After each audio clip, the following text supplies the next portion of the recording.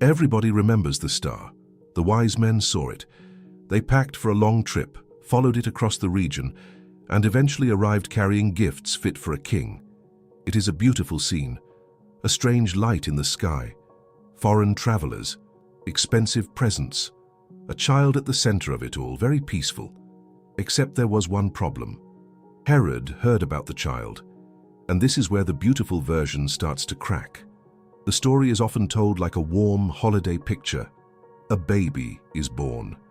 Angels sing, shepherds visit, wise men arrive, everyone looks impressed. Somewhere nearby, an animal probably stands perfectly still for dramatic effect. But behind that picture was a king who had just received a very simple piece of information. Someone had been born who was being called the King of the Jews. To most people, that might have sounded mysterious.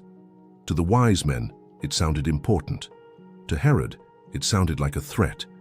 He did not hear the word child. He heard the word king. And when a man is obsessed with power, those two words do not sit quietly together. Herod already had the throne. He had the palace. He had guards, influence, wealth, and enough authority to make entire rooms uncomfortable just by entering them. But power does not always make people feel secure. Sometimes it only gives insecurity better furniture. So when the news reached him, Herod did not wonder what kind of child this was. He did not ask what the birth might mean. He did not think about hope, prophecy, or worship. He thought about replacement. He thought about losing control. He thought about somebody taking what belonged to him. It was like an insecure leader hearing that someone new had arrived and immediately assuming the entire country was planning a takeover. The child had not entered the palace. The child had not gathered an army. The child had not made a speech, claimed a throne, or even learned how to stand. But Herod was already alarmed. That was the real problem. The danger was not coming from the child. The danger was coming from a king who saw every possible future as competition. For Herod, a birth was not just a birth. It was a political emergency. A baby somewhere outside the palace had become, in his mind, a rival. And once fear starts interpreting reality, even harmless things begin to look organized. The wise men had arrived asking questions. They wanted to know where the child was. They wanted to honor him. Herod wanted the same information, but not for the same reason. He listened carefully. He asked questions. He kept his voice controlled. Because panic looks much more respectable when it is wearing royal robes. And while everyone else was looking toward the child, the real danger was already sitting on the throne. The child was not in the palace, but fear was. The child was not in the palace, but fear was. And the important thing was this: Herod's fear did not begin when the wise men arrived. Their question only exposed what was already ruling him. Before the secret meetings, before the false smile, before the order that would stain his name, there was already a crack beneath the crown. Herod had power, a lot of it. He had soldiers, officials, money, influence, and the useful royal privilege of never having to repeat himself. But none of that made him calm. Because power can protect a throne, it cannot automatically quiet the person sitting on it. Herod had spent years watching for threats. Rivals, rumors, family members, ambitious officials, political changes. Everything had to be measured. Everything had to be controlled. And when someone lives like that long enough, control stops being a tool. It becomes a prison with very expensive curtains. So when the wise men asked, "Where is the one born King of the Jews?" Herod did not hear a theological question. He heard an alarm. A child had been born somewhere. No army, no palace, no public campaign. Still, Herod reacted as if the kingdom had already started packing his belongings, because apparently nothing says stability like a king having a crisis over a baby. The news did not create his paranoia. It simply gave it a new object. That is how fear works when it sits too close to power. A small sign becomes a major threat. A rumor becomes a plot. A child becomes a rival. Herod was not lacking information. He was drowning in interpretation. He saw danger where others saw possibility. He saw competition where others saw promise. He saw the future and immediately wanted it under surveillance. It was like a boss seeing one talented new employee and deciding a corporate coup was clearly underway. The employee has not even found the coffee machine yet, but somehow emergency meetings begin. That was Herod. The child had done nothing, but Herod had already assigned him a motive. He wanted to know where the child was. Not because he wanted to understand, not because he wanted to learn, and definitely not because he suddenly developed an interest in humble worship. He wanted a location, a name, a route, something he could control. So he gathered the religious experts and asked where the promised ruler was supposed to be born. They gave him the answer: Bethlehem, a small town, a simple place. Not exactly the kind of location that should terrify a king with soldiers and walls. But fear is not known for respecting proportion. Now Herod had a place. Next, he needed the timing. He was no longer asking what the birth meant. He was calculating how quickly a possible future could be removed before anyone noticed or resisted him. And for that, he called the wise men in private. The king's curiosity had become an investigation. The investigation was about to become a trap. Herod called the wise men in private. That detail matters. Publicly, he was a king asking a reasonable question. Privately, he was measuring a threat. He wanted to know exactly when the star had appeared. Not approximately, not sometime recently. Exactly. Because this was no longer curiosity. It was surveillance. Herod listened to their account, calculated the timing, and then sent them toward Bethlehem with careful instructions. Go and search carefully for the child, he told them. That sounded responsible, almost helpful. Then came the polished part. When you find him, report back to me, so that I too may go and worship him. A beautiful sentence. Completely false. Herod did not want to worship the child. He wanted the child located. He was using religious language to hide political fear. And people obsessed with control rarely introduce themselves by saying, "Hello, I am terrified and need to manage everything." They call it planning. They call it caution. They call it strategy. Herod called it worship. It was like someone asking for a quick update, when what they really wanted was the exact location of the problem, the people involved, and the fastest way to shut it down. The wise men were not invited into a spiritual conversation. They were being recruited into an intelligence operation. They just had not been told. Herod had turned travelers into scouts. The star had led them toward a child. The king wanted them to lead him toward a target. He did not need to travel. He did not need to ask questions in public. He could remain in the palace, keep his hands clean, and let sincere people collect the information for him. Very efficient, also deeply dishonest. That is what made the plan dangerous. It did not look violent yet. It looked organized, it sounded polite, it used respectable words. Fear had put on formal clothing and called itself wisdom. The wise men left Jerusalem and continued toward Bethlehem. They found the child. They honored him. They gave their gifts. And then the plan broke. They were warned not to return to Herod, so they went home by another route. No report, no location, no confirmation.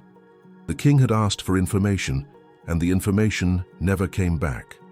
For a secure leader, that might have been disappointing. For Herod, it was humiliation. He had tried to control the journey, the message, and what happened next.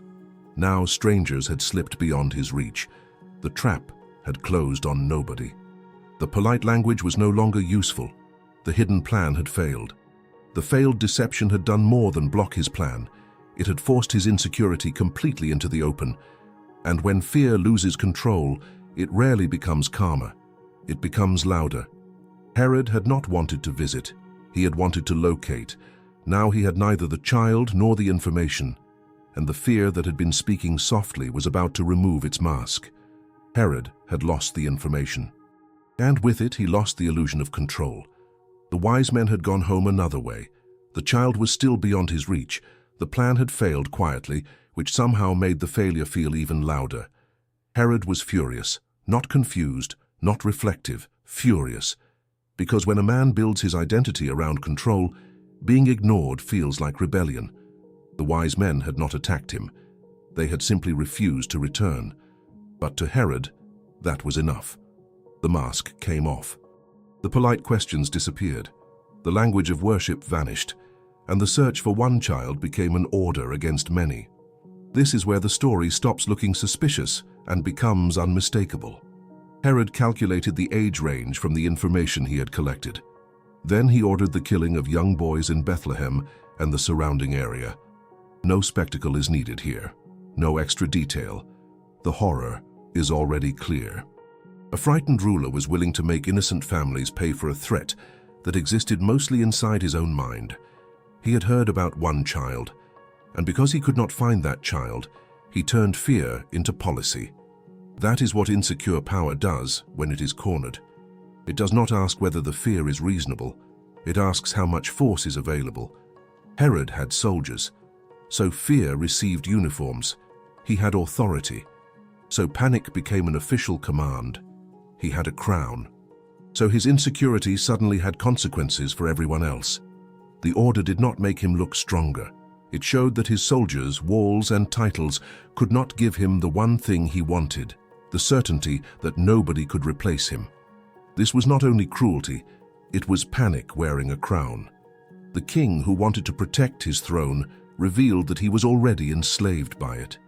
He had spent so much time trying to avoid losing power that he had lost every limit power was supposed to respect. It was like a ruler tearing apart an entire city just to avoid admitting that one small possibility had frightened him. The child had no army, no political office, no public influence. Still, Herod acted as if the whole kingdom might collapse because a child existed somewhere outside his walls. That was the strange irony. The most powerful man in the region was terrified of someone who could not even speak to him. The child did not need to confront Herod. The child did not need to challenge him. The child did not even need to know his name. His existence was enough.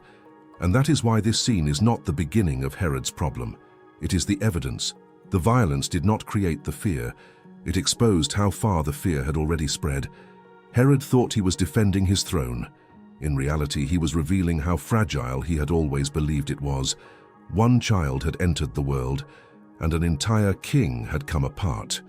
One child had entered the world, and an entire king had come apart. That was the real center of the story.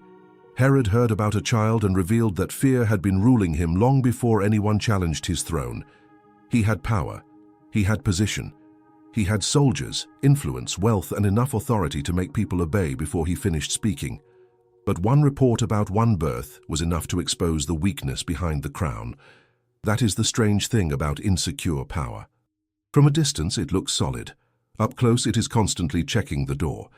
Herod wanted certainty. He wanted control over the future. He wanted every possible rival identified before that rival could become real. The problem was that no amount of authority could give him what fear demanded. Fear never says, "That is enough." It asks for one more name, one more report, one more order, one more person removed from the way. And eventually the throne Herod was trying to protect became the thing controlling him. He was not holding power anymore. Power was holding him. He had gripped the crown so tightly that it had started cutting into his own hand. That is why the child did not need to fight him. The child did not need soldiers. He did not need a speech, a plan, or a palace. His existence was enough to reveal what kind of king Herod had become. Herod thought the danger was outside, but the real danger had been sitting beside him, whispering through every decision. It was fear. Fear told him that a child was a conspiracy. Fear told him that worship could be used as a trap. Fear told him that violence would make him secure. It did not. When someone has to destroy innocent people to feel safe, that person has already lost something far more important than a throne. Herod still wore the crown, but the crown no longer meant strength. It meant dependence. He needed it too much. He feared losing it too much. And because of that, every new possibility looked like an enemy. The story is not only about a violent ruler, it is about what happens when power becomes more important than truth, limits, or human life. Herod heard about one boy. He responded as if the entire system were collapsing, but the child did not expose a weak kingdom. He exposed a frightened king. A king can command a room, close a gate, and silence a messenger. He cannot order fear to leave. Herod controlled almost everyone around him. Yet he could not control the panic inside him. Apparently, ruling a kingdom was easier than ruling himself. That is the final irony. Herod tried to erase the child from the story. Instead, the story remembered the child and used Herod as a warning. He heard about one boy, but the person truly exposed was the king. Which misunderstood Bible story should be revealed next? Pilate, Saul, or Pharaoh?